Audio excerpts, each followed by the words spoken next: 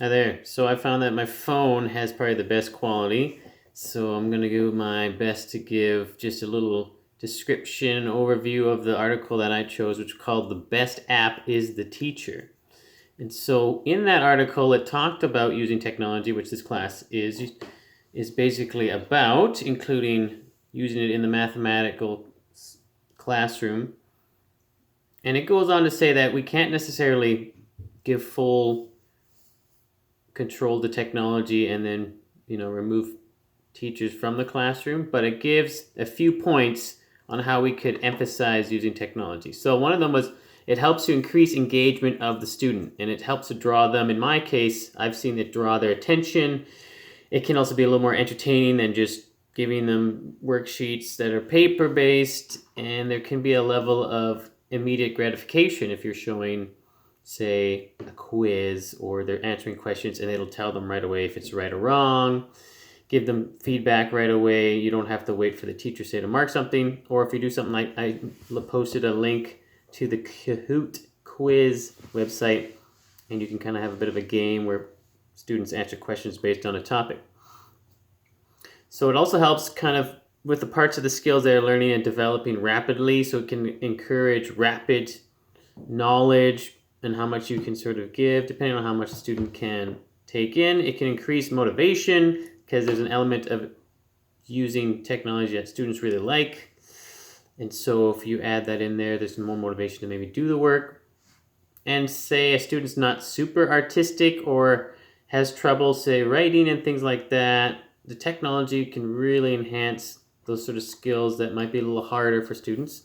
So you can make the presentation or the information look a little nicer than having them to, say, handwrite an essay or something like that.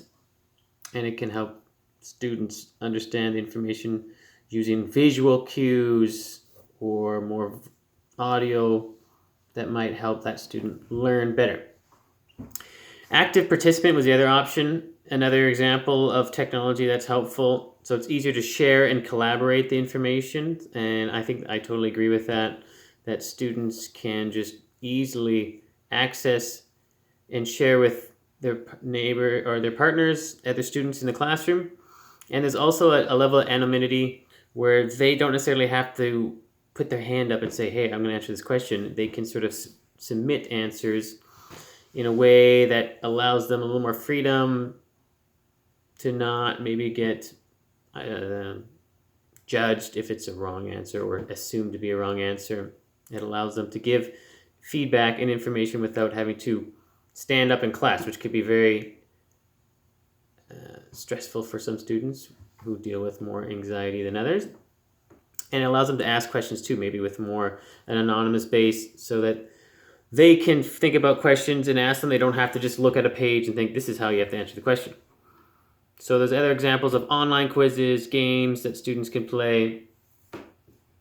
And we can have sort of